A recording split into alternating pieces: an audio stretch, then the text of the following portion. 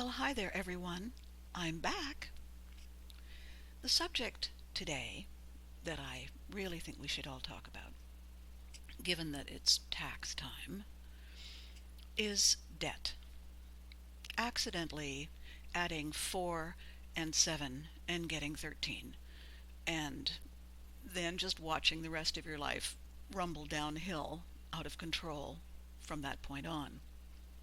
I think it's important, especially for people who are entrepreneurs, people who are in show business, people who have an obsession with their credit card. I think it's important that for all of us, because I am in all of those categories from time to time, that we face the fact that every now and again we get it wrong. We get it wrong.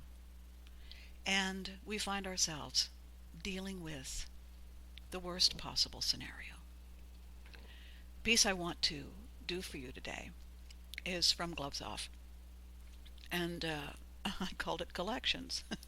And it isn't because I have Hummel figures or spoons from different countries around the world. It is because, well, there we go. So I began Collections with a little poem that I wrote. I called it Ode to a Collection Agent. As we trudge along life's dusty road, lugging with us our eternal load, little wonder no one's written ode to the collection agent. You like it? I like it. Short, sweet, and relatively painless. The Call of the Collection Agent. Sounds like one of those nature shows, narrated by Lorne Greene. Remember him? Or possibly Orson Welles. Neither of those boys has the throat for the actual business of calling, of course. Too civilized, for starters, and not nearly enough venom. How do they find their personalities, Bose? Do they just run an ad in Help Wanted, or do they get their best results from the back pages of mercenary magazines? And what on earth would the ad say? Wanted, whiskey-voiced tormentor with vindictive nature to hound muddle-headed victims? Yeah, that sounds about right. To be fair, there are probably some people who do it on purpose, running up a fistful of bills with no intention of ever paying them.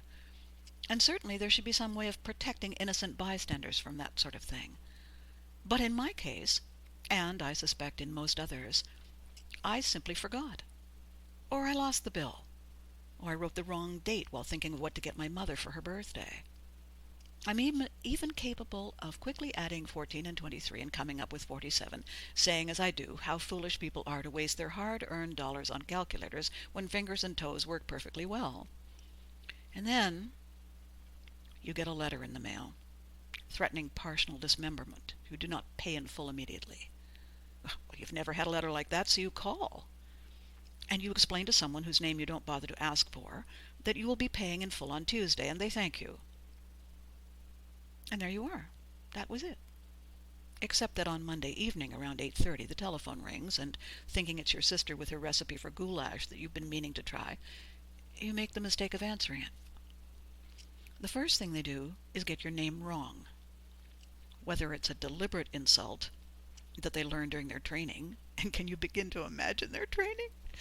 Or the natural gift of the caller, it's never clear. But once they have your name wrong, they stick with it. They're like that.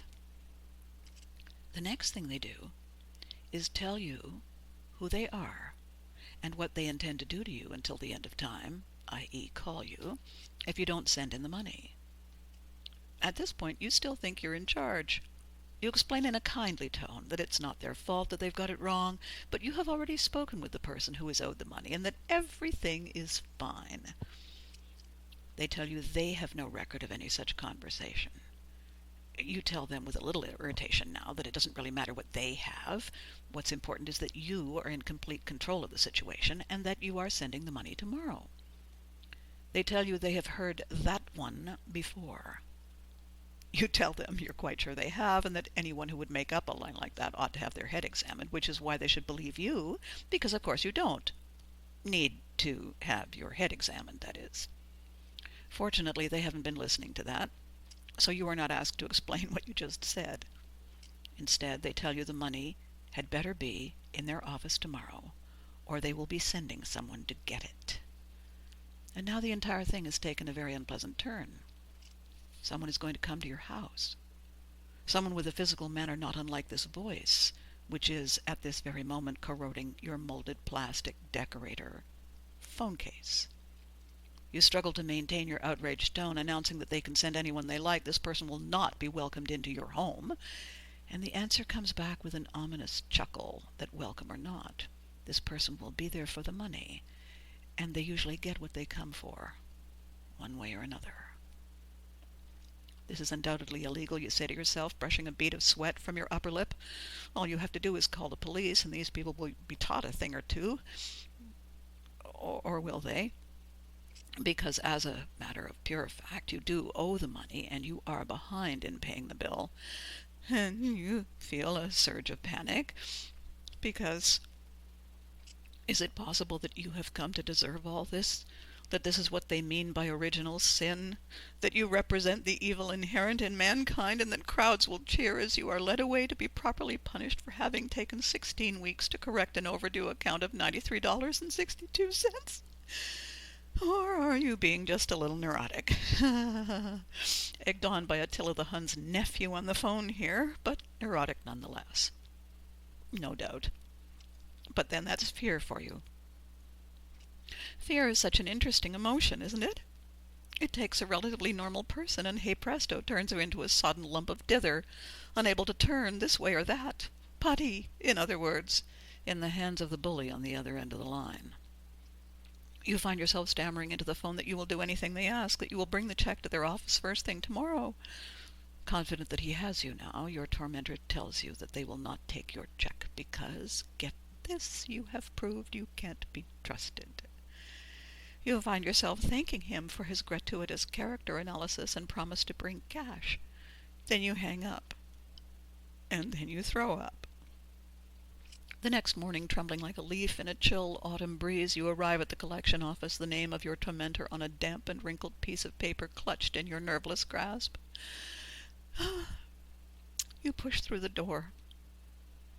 A young man with an uncertain complexion and egg on his tie steps forward and, after consulting your paper, squares his thin shoulders and announces, "He is your man." You stare in disbelief. This is the source of your sleepless night? This is the face of tyranny? You would have taken him for a bag boy at the supermarket. You hand over the money with an apologetic smile. He takes it with a curl on his lip and counts it. Twice. You square your shoulders now and demand a receipt. Reluctantly, he fills one out, tearing the page, and tosses it at you. As you turn to leave, he clears his throat. You wait. He waits. You are forced to turn back. Getting your name wrong one last time, he suggests that this should be a lesson to you, that he and other like him will be watching you, and that next time, next time might not be so nice. You look into the eyes of this young man, expecting to see that he has been making some sort of rough joke. But all you see there is suspicion. As you make your way back home, you wonder at the world you lived in so innocently until yesterday. And the very next day, you go out and buy a calculator. And get it right. Thanks for listening, kids. Catch you next time.